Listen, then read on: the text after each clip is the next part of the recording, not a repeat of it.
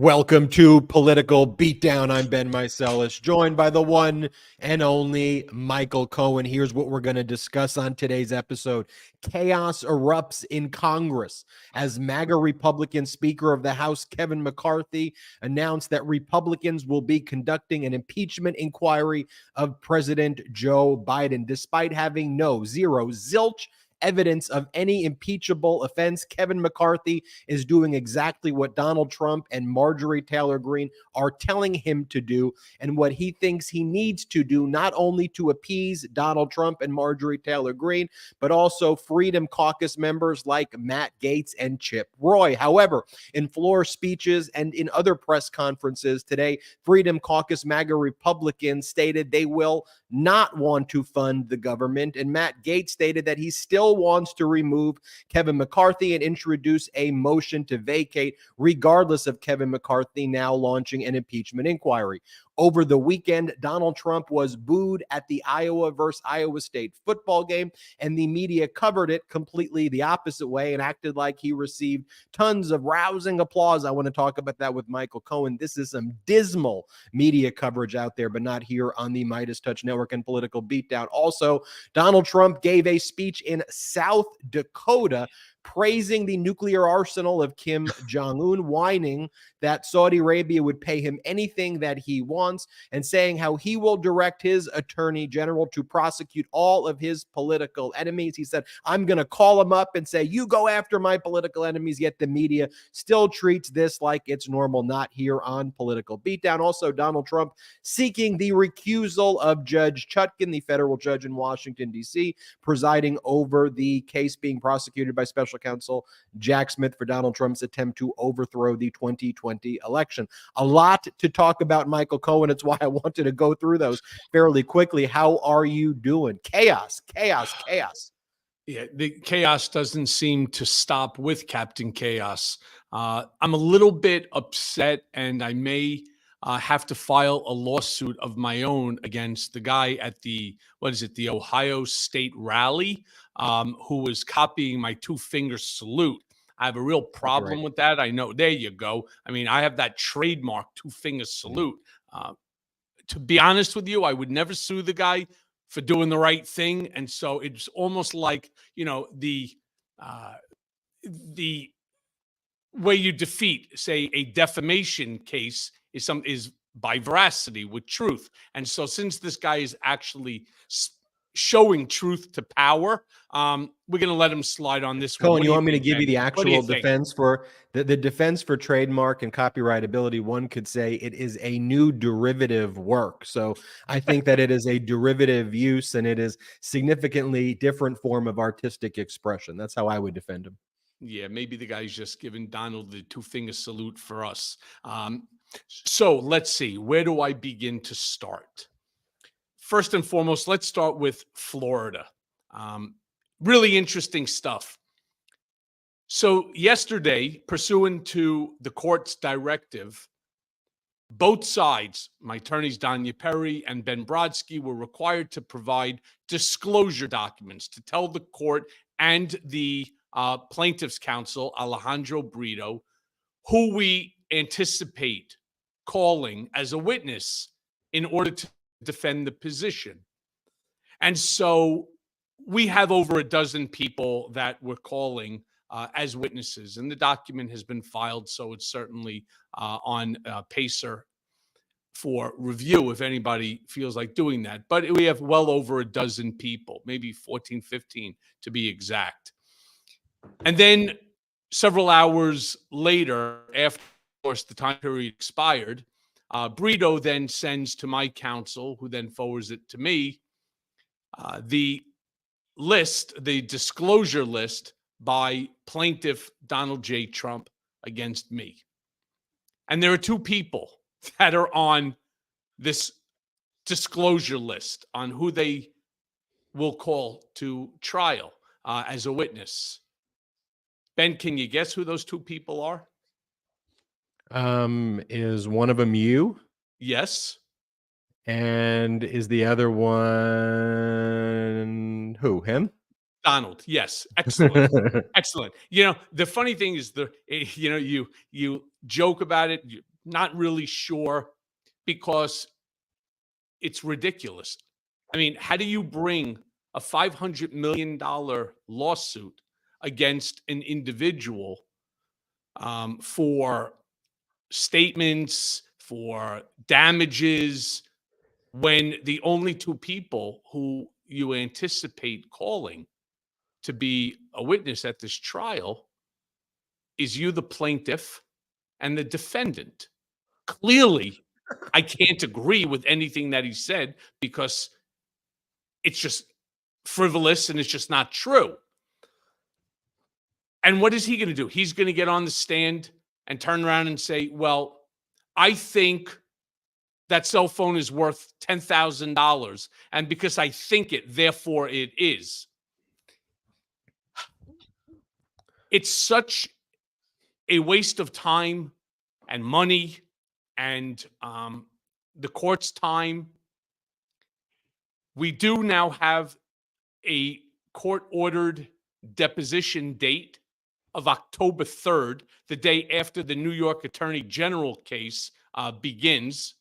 And we have a lot to talk about that. Talk about Alina Habba making a real legal error on behalf of her client. But as it relates to the deposition, we still have not been successful, despite the fact it is going forward on October 3rd because it's subject to court order. We don't know where yet. And we also don't have the exact time. So once, of course, we have that, brigaders would be, of course, the first to know. Now, putting all that aside, let's run now, Ben, to the New York Attorney General case, which starts the day before the deposition. And I do want to remind everybody that one of the problems that Trump was trying to have the case put on a stay until, or at least having his deposition stayed within 90 days after the election, is because he made a claim, or had his lawyer make a claim, that the information that he might have to provide pursuant to the deposition, pursuant to questions from my counsel, could potentially cause him to provide information, incriminating information against him that would be subject to a Fifth Amendment claim of right against self-incrimination. I mean, this is truly spectacular on any level. I mean, I've seen and I've been around the table as lawyers come up and try to concoct crazy sorts of things like an economic force majeure, which we did for Chicago. Never done before, the judge didn't even know what the hell we were talking about, yet we won on that specific case. I have no idea what he's talking about here. I don't think anybody has an idea. You can't answer questions on a deposition that's the result of a lawsuit that you brought, predicated on averments in that complaint that I need to defend myself on, that you can't answer those questions because it could implicate you in other legal matters that are currently pending, and that you need to have another lawyer there, and I think it's Chris Kise, that is going to be there in order to ensure that he invokes his Fifth Amendment right against self-incrimination. It's so mind-boggling, ridiculous. I mean, I speak to friends of mine who are attorneys for 30 plus years. And, we, in essence, we laugh about it because it's so ridiculous. It's like going into Carvel and asking for an ice cream, but asking to put it in your hand instead of a cup or a cone. I mean, or put it on a napkin. It's so stupid, right? There's no other way to describe this. So that's going forward again. We're still waiting for Alejandro Brito to agree to the location and the time. New York Attorney General case. Alina Habba. She hobbled the entire problem. And what did she do? Well, they failed, and I cannot imagine that this was done intentionally because it makes, again, no sense at all. Trying to figure these folks out is really a difficult task in and of itself. But she failed to file the necessary documents in the New York Attorney General case against Trump, Trump Org, the kids, etc. So that case now is going to be a bench trial. No jury, unless the judge wants to bring them in for certain points in order to have jury and panel. I doubt it, but the judge certainly can do that. This is going to be a bench trial where all the evidence is provided to the judge, who is the ultimate arbiter based upon his decision-making process. It is not going to any third parties. No jury is going to be impaneled. That, by the way, knocks off a minimum of 3 weeks to the start of the trial, because that's what it was anticipated that it would take in order to voir dire a jury in order to sit for this case. Astounding, absolutely astounding, the level of incompetence. And I want to remind people that the New York Attorney General's case is a $250 million base. That doesn't mean that it's a $250 million case. It means that she's starting the case at $250 million, going up to whatever she determines based upon the documents and the evidence that she's going to be able to prove before Judge Engoron, who Donald has been attacking on a daily basis, along with Judge Chutkin. Again, not smart. This is now going to ultimately be a financial disaster to him and the organization. And I say that not because I have any inside info other than the fact I know what they intend to raise at trial. Let's not forget, I was deposed on this by Haba several months ago. So this case is starting. I was subpoenaed last Friday to appear as a witness for this case, which, if I can be open to my brigaders, which I am, I'm not thrilled about it.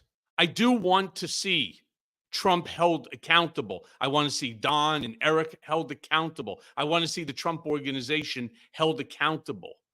But I want people to remember, number one, being a witness at a trial, being deposed, meeting with prosecutors, DA, 23 times, several times with the AG. It's very taxing on not just your mind, but on your heart and your soul. And it's physically and mentally exhausting. And I happen to be exhausted. I truly am. I am exhausted. And as much as I wish that they did not send me the subpoena, they did. And I have no interest in being held in contempt of court like Mark Meadows is currently, or Steve Bannon was. I have no interest in allowing this case to fall apart because I didn't have the fortitude to continue forward on this journey of truth to power. And so I'll probably take a couple of days off, before that, and really just shut down, because they are going to grill me, and I'm talking about defense counsel, in the same manner as they did at the House Oversight Committee, which, if you all watched it, and I'm pretty sure most people did, about 100 million people watched that ass beating, they were ruthless, demeaning, disparaging, ugly 5-minute statements made by each and every one of the Republicans, never asking a question. All they did was denigrate me with the same words that they were told to do by the Trump administration. It's exactly what they used to do during the Trump campaign, send out letters to the people who are going to be surrogates on television, telling them, use this buzzword, this is what we want to talk about, et cetera, et cetera. So I am certain that Haba, who I understand claimed today during a live appearance before the court, said that she is going to be first counsel on this case. And when I heard that, all I can do is chuckle, because she is so out of her lane for defense in a matter like this against the New York Wow. Attorney General's office and the prosecutors, that it's astonishing. And I also don't believe that that's going to be true. I believe days That before, can't possibly cannot be possibly true. be true. There's no way that Alina Habba will sit first chair and be the lead trial counsel in the New York Attorney General's fraud valuation case. Alina Habba talked a big game like she was going to be first chair and lead trial counsel in defending Donald Trump in the E. Jean Carroll matter. She didn't even do a single witness, yet alone sit as first chair. Joe Tacopina did every single witness, and Joe Tacopina brought in one lawyer, I think, who did a few cross exams and direct exams, but Alina Habba did nothing there. Just a few points to mention there, Cohen. First, you talked about the case that Donald Trump filed against you in federal court in the Southern District of Florida. You talked about the initial disclosures. Just so I let everybody know what that is, under the federal rules of civil procedure, specifically Rule 26F, it is the obligation of parties in a federal lawsuit. It is mandatory that they list all of the witnesses who are going to be called in the case. It is a mandatory obligation, and that has to be exchanged between the parties. And failure to disclose parties is a waiver of your right. You have the ability to amend throughout a federal litigation, but failure to put in the disclosures the witnesses waives your right to say that there are witnesses at a later point in time in federal court. So just so you all understand, the fact that Donald Trump filed this lawsuit against Michael Cohen and said the only two witnesses in his view in the $500 million case is him and Michael Cohen, shows you just how unserious he is. Just think, for example, special counsel Jack Smith produced terabytes and terabytes of discovery in the initial batch of discovery in his case and provided all of these witnesses. I mean, literally millions of documents. And that's what you would expect to happen if it was a case like this. But Donald Trump is just treating this as a game to try to screw over Michael Cohen while Donald Trump invokes his Fifth Amendment right in a case that Donald Trump filed against Michael Cohen. So that's one. Number two, you talked about Alina Habba waiving Donald Trump's right to a jury trial in the New York Attorney General case. In federal court, there are the federal rules of civil procedure, and one such rule, for example, is Rule 26. There's other rules that deal with discovery there. There's rules that deal with service and summons and complaint. In state court, each states have their own state rules of civil procedure. In New York, it's called the CPLR, the Civil Procedure Law and Rules, the CPLR of New York. And what that requires, one, is that you read it if you're a licensed lawyer, because you should know what those rules are.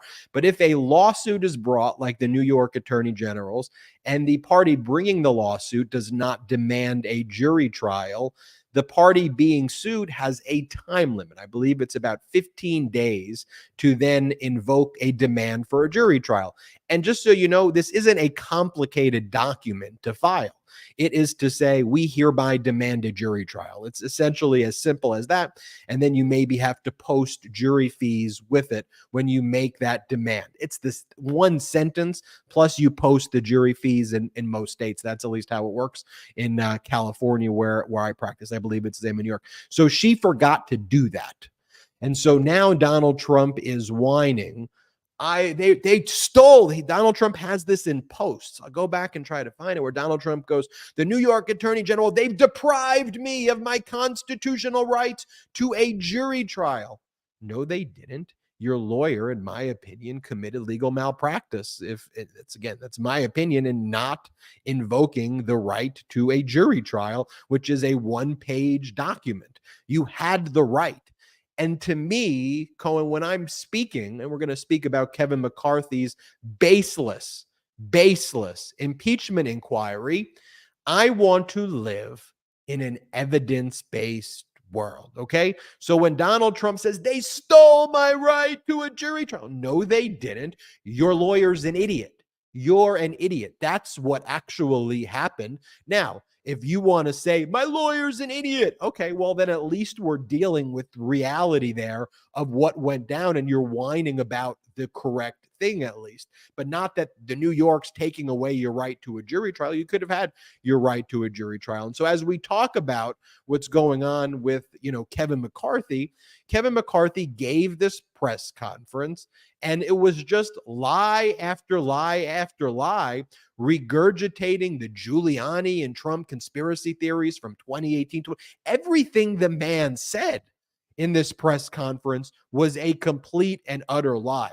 The Bidens, the bank accounts, $20 million. Biden got the prosecutor fired to help his son. No, getting the prosecutor fired was an international effort because the prosecutor, Victor Shokin, was a corrupt prosecutor who was in bed with the company that Hunter Biden worked on. By getting the guy fired, which is what the international community wanted because he was a pro-Putin corrupt prosecutor, it made it more likely that Burisma would be harmed and screwed. And that's what the testimony reflects that was actually taken. I care about testimony. I care about evidence. So let me just show you right now. This was Kevin McCarthy earlier in the day announcing the impeachment inquiry. Here, play this clip.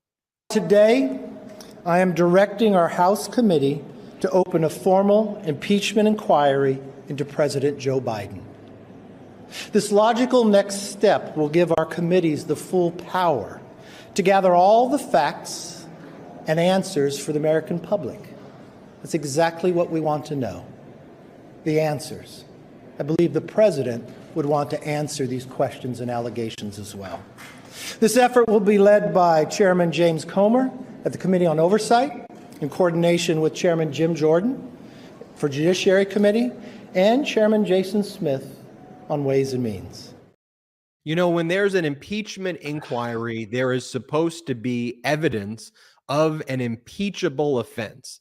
It's not a fishing expedition to try to defame, disparage, and divide this country. And of course, now we're learning, not a big surprise, that before Kevin McCarthy announced that he and Jim Jordan and James Comer spoke to Donald Trump, who directed that they do that. And that shouldn't be a surprise. What do you make of this, Michael Cohen? Yeah, this doesn't even, Ben, have to do with any of that. This is merely this idiot doing what Donald Trump is asking him to do.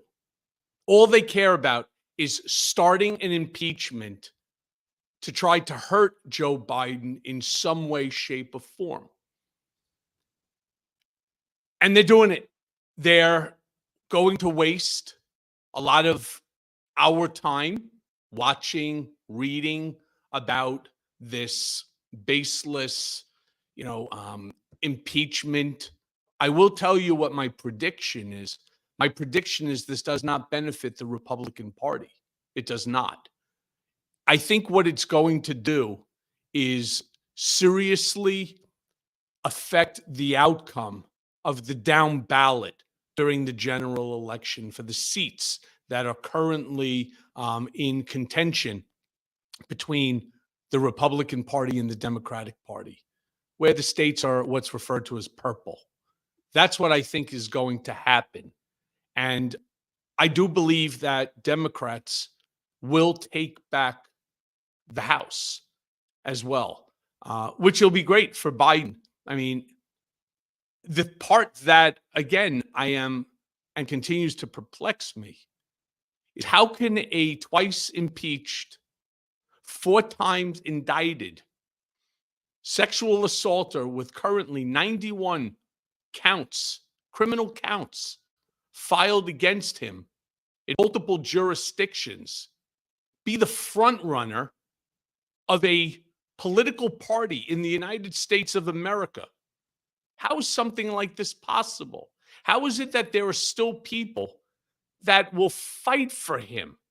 And look, if you follow me on social media, on X or former Twitter and so on,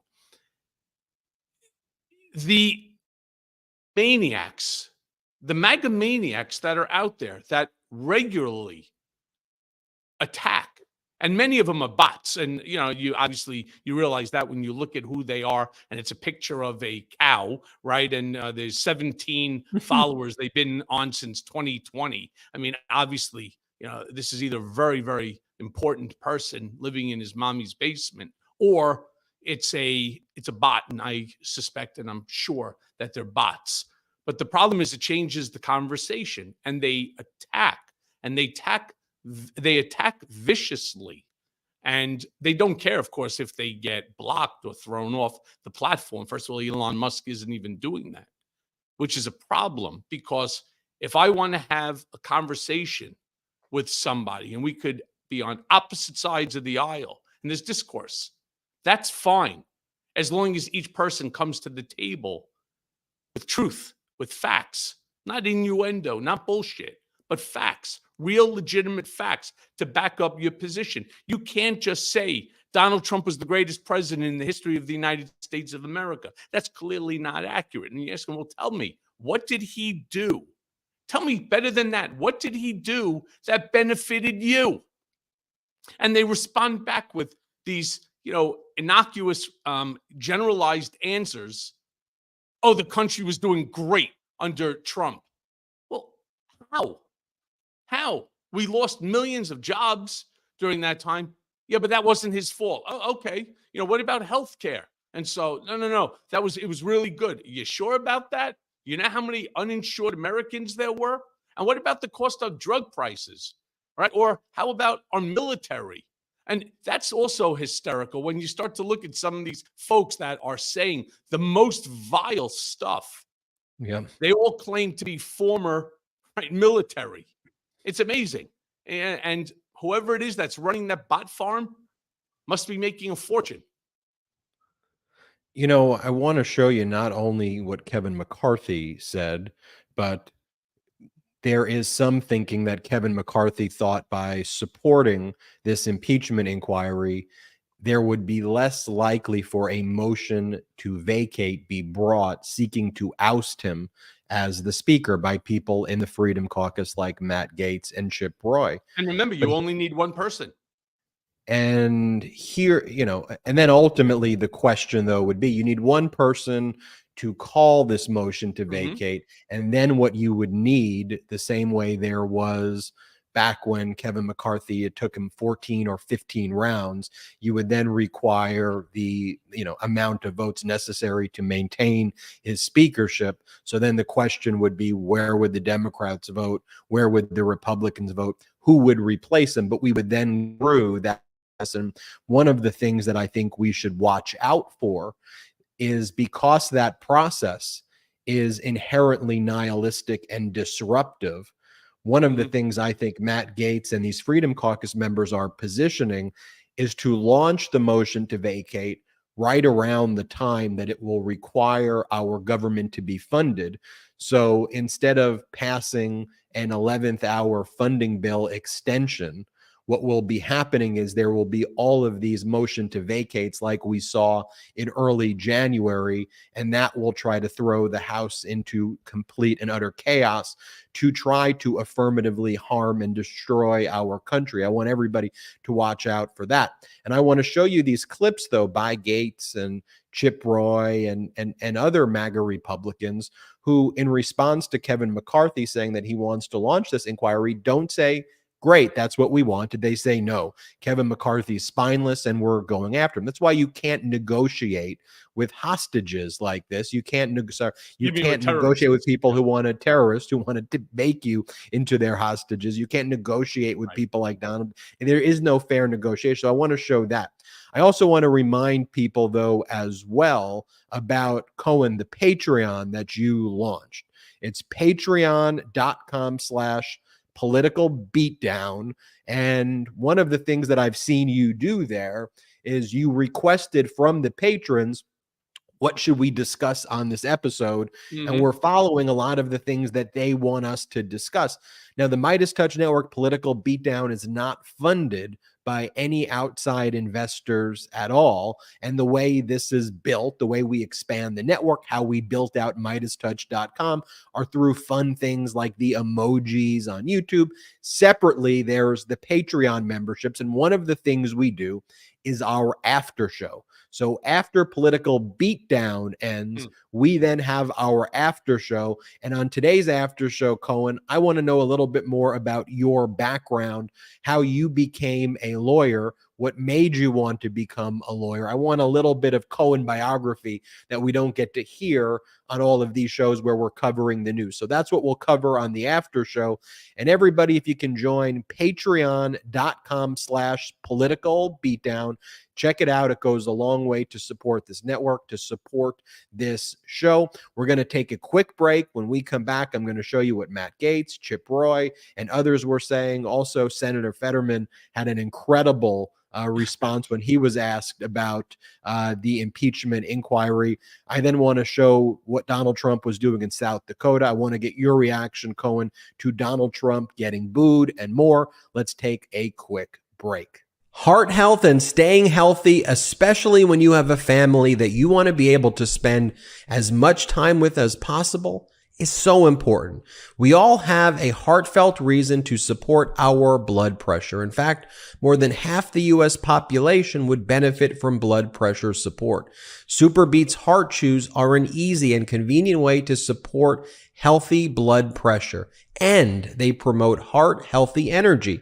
Paired with a healthy lifestyle, the antioxidants in Super Beets are clinically shown to be nearly 2 times more effective at promoting normal blood pressure than a healthy lifestyle alone.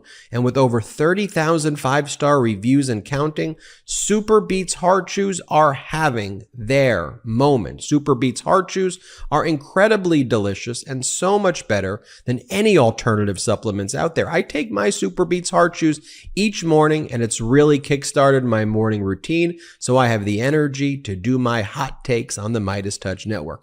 After taking my Super Beets Heart Chews, I feel like I have more energy and am ready to take on the day. Super Beets Heart Chews support healthy circulation, so you not only get blood pressure support, you also get productive, heart-healthy energy without the crash. Support your heart health with Super Beets Heart Chews. Get a free 30-day supply of Super Beets Heart Chews and a free full-size bag of turmeric chews valued at $25 by going to the website beatdownbeats.com. That's beatdownbeats.com. Get this exclusive offer only at beatdownbeets.com. That's beatdownbeats.com. Welcome back. We are live. I like that we've got our own Beatdown Beats website right there. By the way, I know you wanted to talk about the Patreon. You've been making a lot of videos there. I know it's an important initiative for you, Cohen. Yeah, and I got to thank Salty for doing the cuts onto them and making sure that they get technologically, I am somewhat challenged, but Salty is doing a great job in terms of getting them up there onto the site. And of course, that's the only place you could see them. They're very interesting, and they deal with issues that are right now currently plaguing us all. So again, if you have the ability, go to Patreon, join the clubhouse, and once a month, or may even do it more than that, we're going to have some live events with our brigaders that are part of that. I did also just want to say, because a lot of people are concerned, they say I look tired. Well, yeah, I went to sleep last night a little after 12. I got up at 2:30 in the morning. I still suffer from PTSD, believe it or not, from the experience over at, in Otisville. 51 days of solitary confinement can sort of do that to you. And there are things that trigger it, especially when I'm sleeping, sounds and stuff like that. And I live in New York City. And so there's always a sound here, no matter how good the windows are, it doesn't make a difference. So yeah, once I'm awake, it's really hard for me to go back to sleep. So yeah, I am somewhat tired, but there's also a lot of folks that are talking about, stay strong, do what you need to do, make sure that accountability is had. That is a promise that I had made the country. It's a promise that I made a really good man. And I'm talking about Congressman Elijah Cummings, who was the head at the time of the House Oversight Committee, who unfortunately passed, a very good and decent man. And I made him a promise that I would stay strong and that I would do what I could in order to ensure not just Trump's accountability, but all of his administration's accountability. And there was one really great follower of mine on Twitter, on X, who turned around and said, with all the things that you've done, 23 meetings with the DA, the meetings with the AG, the fact that you're the key witness in these two matters, the fact that you testified before 7 congressional committees, and so on. It's, they're like, you deserve a pardon. And as I've told you that I was working on it, but I decided I was going to try something a little fun. And I actually pinned it to my Twitter account or X account. I don't even know what the hell to call this shit anymore. So I'll call X. It's pinned to my profile. What's really funny is I did this thing where asking brigaders, mea culpa followers, as well as my 604,000 followers there, of course, many of them are haters, to send a letter to Joe Biden at the White House, 1600 Pennsylvania Avenue, Northwest. Or there's actually a hyperlink that's included there where you can do the contact via email.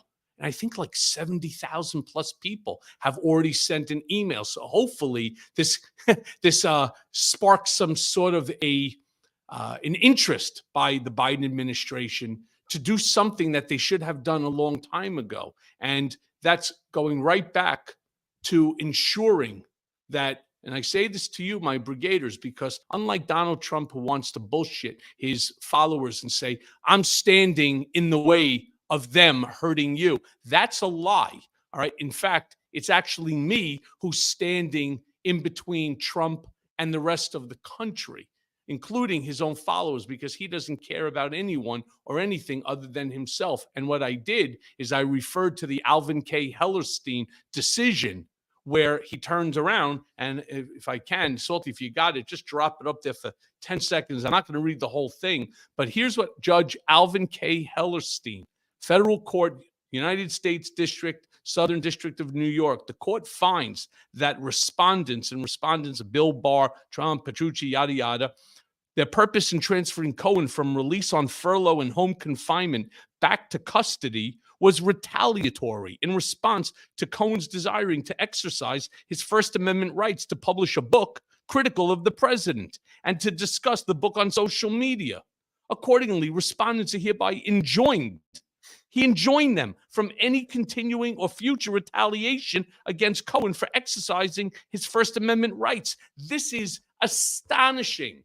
It's astonishing that a judge is admonishing the Attorney General of the United States of America, the Bureau of Prisons, Department of Justice, Trump, etc., for violating a citizen's First Amendment constitutional rights. And it's like the more I put it out there, the more the haters, they come back and they make up all of this stuff and they don't want to read. And so that's one of the things I did on the Patreon account. I actually read something into the record from the sentencing memo that I think you'll find absolutely fascinating if you didn't read it yourself. And I suggest, and I tell everybody that they should, because if you compare my sentencing memo with that of the government's, and I believe that the Southern District prosecutors like Tom McKay or Nick Roos, Andrea Griswold, Jeffrey Berman, whatever the hell the other guy's name was, I believe that they were working in concert with Bill Barr. And that's why I get so offended when I see Bill Barr like on CNN. We're thinking that he's invited back to polite society without coming clean and without disclosing to us, Political Beatdown, Meidas Network, followers, mea culpa followers, all of us. Bill Barr is obligated to come clean and talk about the things that he did at the direction of and for the benefit of Donald J. Trump. When he does that, he will then earn a right to ask for forgiveness. Standing and sitting on television, with his arms crossed saying, "Oh, I told Donald he lost the election." That doesn't do it.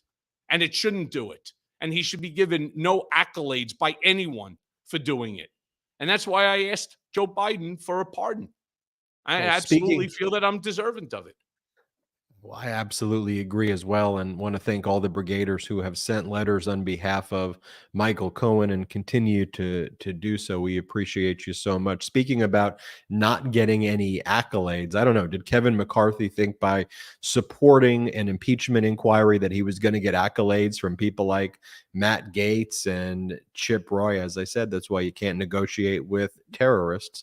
Let me show you what Matt Gaetz said. Can I just give you a quick answer to that one before you start showing this?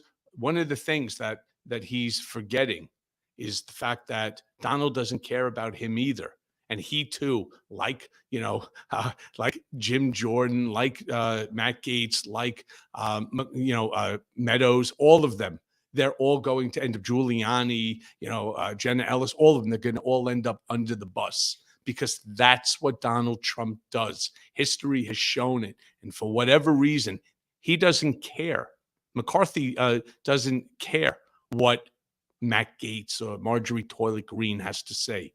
He's only speaking and doing in order to appease a party of one. And that's Captain Chaos himself, Donald Trump.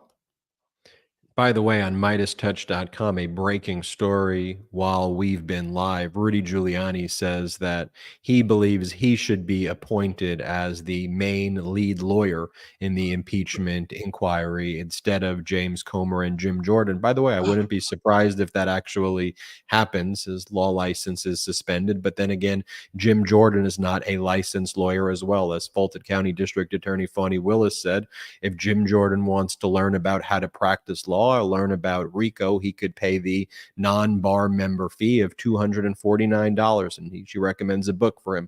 Let me show you right now MAGA Republican Matt Gaetz, what he said on the House floor after Kevin McCarthy announced the impeachment inquiry. Play the clip. Mr. Speaker, dust off our written January agreement. You have a copy. Reflect on the spirit of that agreement and build on the start that we had moments ago. Begin to comply. No continuing resolutions, individual spending bills or bust, votes on balanced budgets and term limits, subpoenas for Hunter Biden and the members of the Biden family who've been grifting off of this country, and the impeachment for Joe Biden that he so richly deserves. Do these things or face a motion to vacate the chair. Here's MAGA Republican Chip Roy in a press conference outside of Capitol Hill. Play this clip. Enough. Why would we fund that? That's my question for the Republican leadership. Why will you fund that? Let me be very clear. I will not continue to fund a government at war with the American people. We are here to change it. It is time to end it. And I'm proud to stand with these patriots to do that. And here is, as part of that press conference where you just saw MAGA Republican Chip Roy, randomly, here is Tom Fitton, who is the head of an organization called Judicial Watch. And keeping with the theme of non-licensed lawyers or non-lawyers, the main kind of right-wing judicial group is led by this individual, Tom Fitton, who's an idiot, number one. He wears super tight shirts as his only qualification for who knows what, and he's not a licensed lawyer, and he's the one who Donald Trump relies on as well to basically justify any of Donald Trump's positions.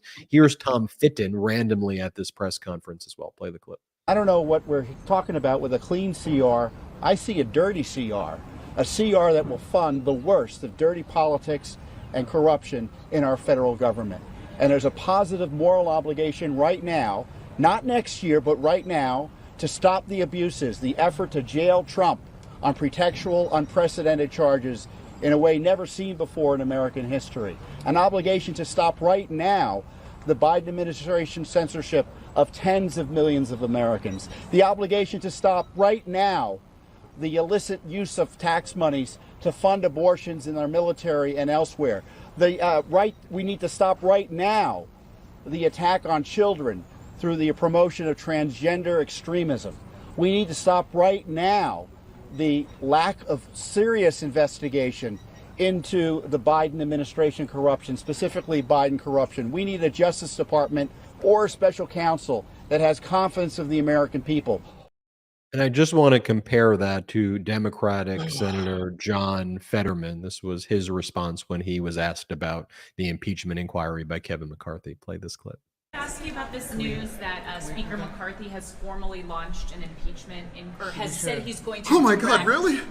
Oh my gosh, it's devastating. Ooh, don't do it. Please don't do it. Oh no. We gotta run back to the office, but You know, I've watched that video a few times, Cohen. What makes it funnier to me, It makes me laugh. what makes it funnier to me is not just Fetterman, but his aide is also like so serious. Like the whole dynamic there cracks me up. Could you imagine, Ben, they're going to get, say, Rudy Colludi, drunken Giuliani up there, in order to impeach Joe Biden. So. And all of a sudden he's going to come in, he's going to be shit-faced sauced, right? And they're going to be like, allow me to ejaculate on that statement. And I meant, allow me to. He goes, where's Barack's little girl? All right. Then he's going to turn around and you're going to hear, he's going to drive everybody crazy. They're going to start banging the gavel. He's going to go, order in the court. He's going to go, I'll have a scotch. What time is it? Am I going for wine? Am I going for scotch? That's what this shit show is going to be all about. I mean, I know it's funny. It seems funny, but it's not.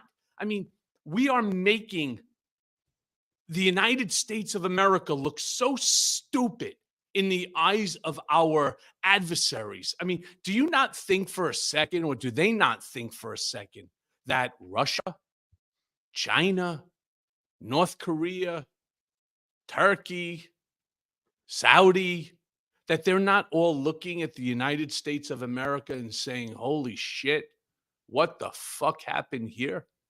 Wow. And by the way, as we're approaching our 1 hour or so mark, something obviously that I forgot to do, and there's nobody, in all fairness, other than this last asshole. What's his name again? I'm blanking now. Tom Fitton? Tom Fitton.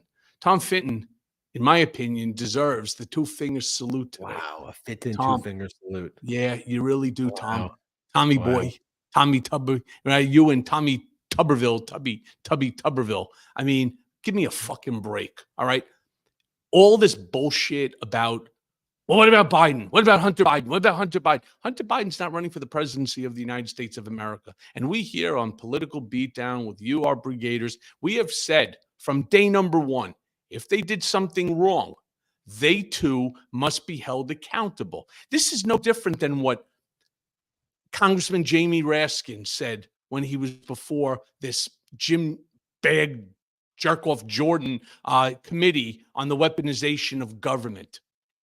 It's no different than when Congressman Steve Cohen did the same, or Dan Goldman, or the letters that have gone in for requests to open an investigation by Congressman Ted Lieu and Hakeem Jeffries, or even one by Senator Dick Durbin, who said, hey, the weaponization against Cohen as it related to even the IRS, it's abnormal. A guy who has never, ever had a tax violation, who has never paid, who has never not paid any year in tax, who has never even asked for an extension until 2017, who's never had overseas bank accounts, nominees, none of that sort of stuff. How has this guy gone from a non-offender, guy who's never been audited in his whole life? How does he end up going from a tax omission, an error, legitimately by his accountant, this guy Jeff Getzel? How does it go from that to criminal, to a criminal prosecution? Well, we know the answer. My whole book, Revenge, is all about it. And this shit has to stop. It has to stop because they are destroying America. They are destroying American democracy. When you have someone like Donald Trump, and remember, what Donald Trump says may sound stupid. All right, it may sound ludicrous, but it's not. When he said that if he becomes president again, the first day of his office, he's going to rewrite the Constitution.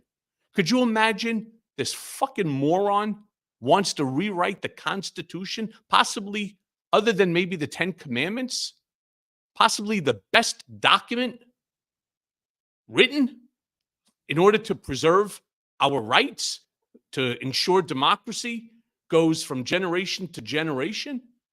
It's up there with the best documents ever written. And this moron wants to rewrite it. And how does he want to rewrite it?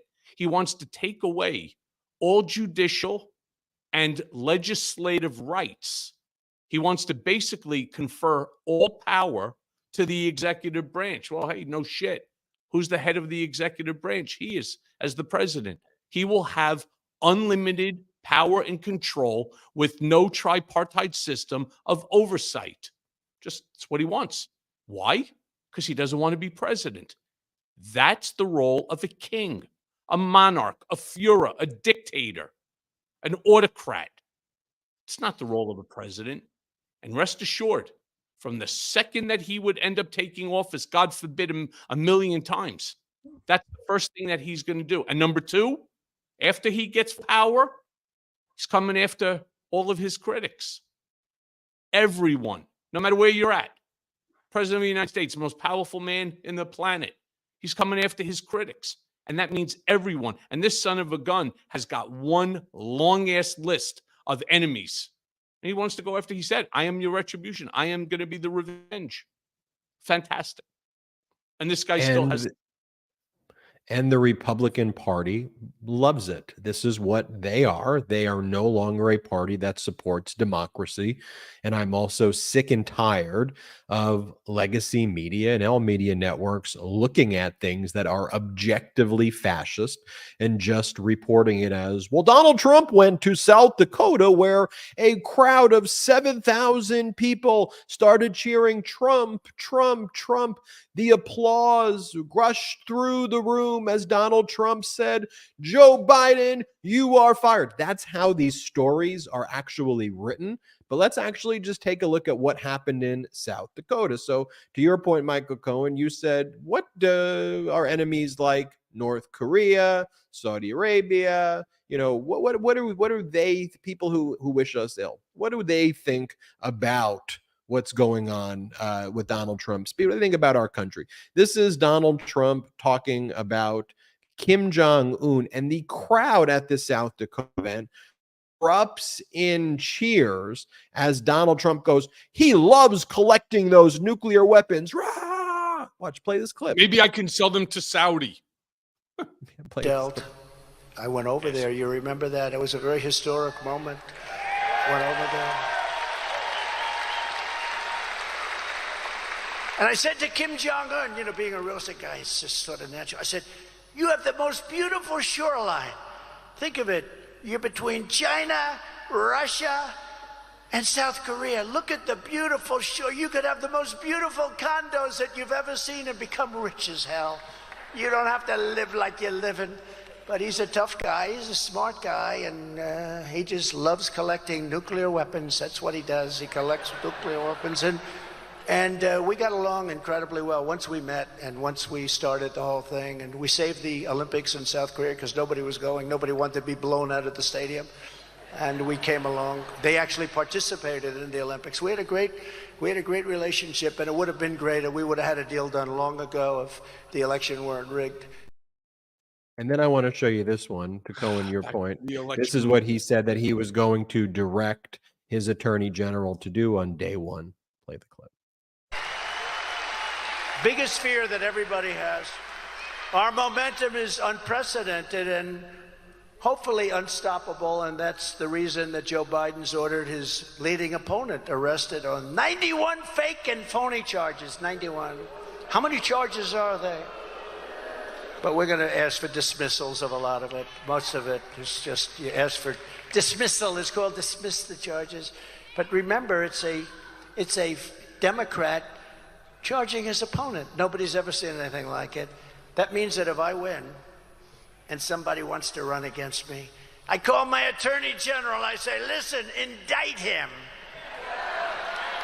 Well, he hasn't done anything wrong that we know of. I don't know. Indict him on income tax evasion. You'll figure it out. And you know, the good thing with me is I have a big voice and people know me, and you know me for a long time. But people know me and I'm able to speak. But if you're a regular politician, a really good politician, an honest politician, and you get indicted, you get a subpoena, and that gets reported in the paper and the news, you have to leave office. And the Republicans in the Senate and the Republicans in the House cannot let this go on, because people are being destroyed. Lives are being destroyed by these sick lunatics in Washington. Cohen, what do you think about that? First of all, what he's doing is he's projecting out a message of fear, because he knows, oh, it's all 91. It's called dismissal. It's dismiss the case. All right. He knows that the documents, that the evidence that they have is not going to result in a dismissal. In fact, every motion that these people have made so far have been denied.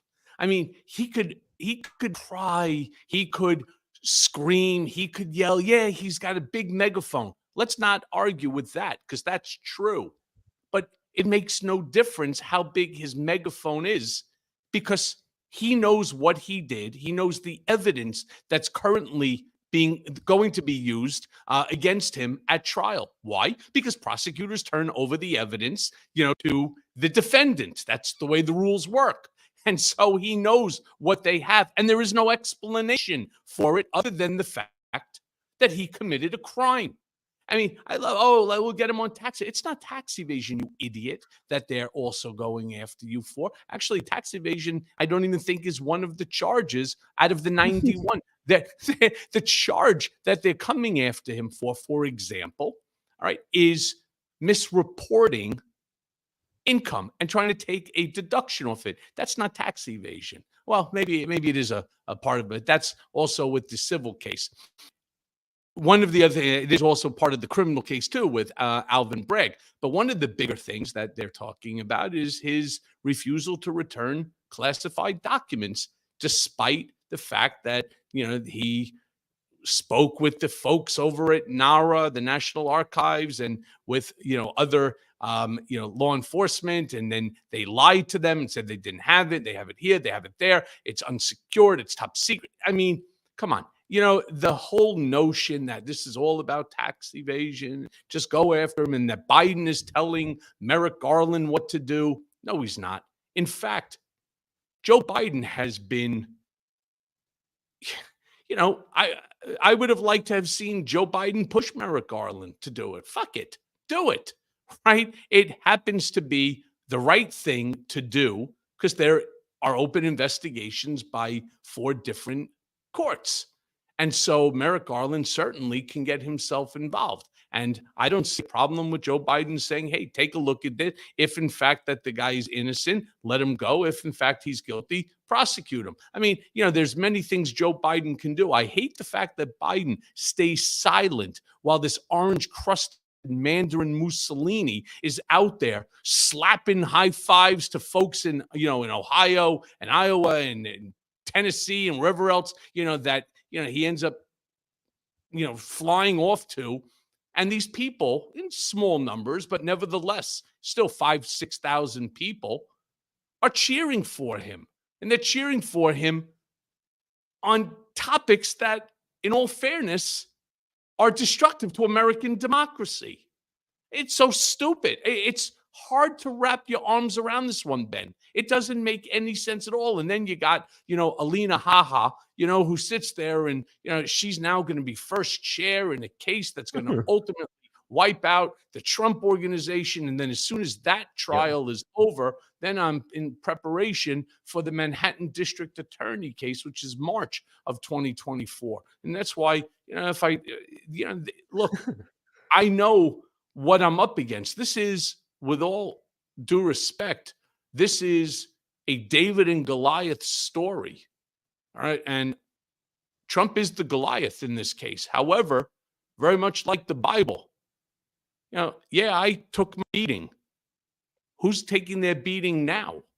And who's going to get their ass knocked out very, very soon? And we all know who that is. And so, I will regain my strength. I will, try to take a little better care of myself, mentally and physically. And I will do what is necessary to ensure accountability and obviously the unabridged continuation of our democracy. This is something that, I will do because I, like so many of you, I have children and hopefully one day grandchildren and great grandchildren. And I want them to inherit a country that is better than the one that we left them. And right now, I don't see that is happening. Not when my daughter has less rights than my mother. Something's wrong with this. One thing that makes me confident, though, is the Beatdown Brigade is the Midas Mighty. The fact that you can have this community. I mean, we were, I think, #1 in all of news in the world today during our live broadcast right now. And so the fact that there can be this community built on compassion, love, intelligence, democracy, to me is a special thing. There are so many communities out there that are built on misogyny and hate and fighting with people and spreading lies. There are all those communities, and oftentimes those are the ones that are uplifted by the media and shown as, oh, that's cool, that's edgy. No, it's not at all. What to me is special is a community that's compassionate, that's loving, that cares about evidence. And to me, that's truly where the silent majority is in the United States of America. And the silent majority, though, can't be silenced into not voting. The silent majority can't be silenced into not taking the action that's necessary to protect and preserve our democracy. Historically, as is the case now, fascism wants to wear you down. It wants to project this strength, project this inevitability. That's why, if you look historically, you have situations where populations are controlled by this fascist element, which is only reflective of about 20% of the country, because the remaining 80% is just like, I've had enough. I can't deal with this. But fine, just take what you want. But then they take. And before you know, first they came for this group, then they came for that group, then inevitably they are coming for you. The warning signs are all out there, and we appreciate all of you. We talk about the Patreon, we talk about all of the ways you can get involved that way, but the biggest way you can help this show, #1, is by getting involved politically. The best day to do that was yesterday. The next best day to do that is right now, today. Spread the message, share Political Beatdown, even with just one family member, friend, coworker, colleague, neighbor, whoever. The exponential effect of this community getting bigger and bigger can, and I think will, be the game changer in all future elections. Thanks to you, thanks to the community that you all built. Subscribe to this YouTube channel, share this YouTube channel, share the show. Don't only subscribe here on YouTube. It's super easy to do this. Just hit subscribe on audio podcast as well. Search Political Beatdown there. And finally, Cohen, if you can, in your own words, we're going to talk about your background on this after show we're about to record. But if you can, why do you think people should join patreon.com/political beatdown, spelled patreon.com/political beatdown? Well, we have a lot of fun on it as well. It's an extension, obviously, of the Political Beatdown show. It's just additional information. It's additional interaction with Ben and myself. It, of course, has been stated several times. It helps to support the production of this show, as well as the advancement of the show. One of the goals that I talk about all the time on this show is, first and foremost, to ensure that everyone votes blue. There will never be a better time in history than right now to ensure that you're properly registered as a Democrat, and that when the time comes for voting, you grab your neighbors, you ensure that they're, properly registered, you take them to the polls, because every vote here is going to count. And there's so much riding on this upcoming election. That's basically, where we're at right now. And again, it's just another, it's another avenue for us to share and to interact with our brigaders and again, I could not be more thankful to have you holding me up and to supporting me and, watching my back. It's truly, I mean, there's really no words that I could say at this time to thank each and every brigader enough. It's an exhausting process. I mean, you're reading through documents all the time, and it's not that I'm reading through them like when I was an attorney, even outside of the Trump organization. You're reading through documents, you get paid for it. That's your job. Well, not anymore. My job now is basically relegated to being a witness for prosecutors, and that's okay because there's a lot at stake here, and it's not something that either Ben or myself, it's not something that my family will allow me to step away from. Like I said, take a couple of days off before that October 2nd date, find out exactly when they're going to call me, take a nice little breather, stay off television, stay away from journalists that are looking at various different aspects of what craziness is going on right now. And that way I will be, geared up and ready to go for what will be a minimum 8-9 hour testimony on the stand. It's a long time, and you get tired and you got to be careful because any one word that is inaccurate, any one, gives defense counsel an opportunity to try to disparage me again and to discredit me, which Donald did an excellent job at doing, despite the fact that if you read Revenge, you'll understand what I'm talking about. If you choose not to read, just order it on audiobooks, so you can listen to it, and you will understand exactly the point that I'm making right now. So I hope to see you guys on Patreon with me and Ben. Yeah, and the book's called Revenge by Michael Cohen. It is A+. Check it out, Revenge, wherever books and audiobooks are sold. Special thanks also to our sponsor, Super Beats. They set up that great website, beatdownbeats.com, beatdownbeets.com. Beatdown Beats. I love those beats. It's actually really good. They're delicious. All right, we'll see you next time on Political Beatdown. Cohen and I are getting ready for the after show. Takes us about 10 minutes to record. Then we post it on patreon.com/political beatdown. Thanks everybody for watching. Hit subscribe right now to our YouTube channel. It's free. See you on Beatdown. Shout out to the Meidas Mighty.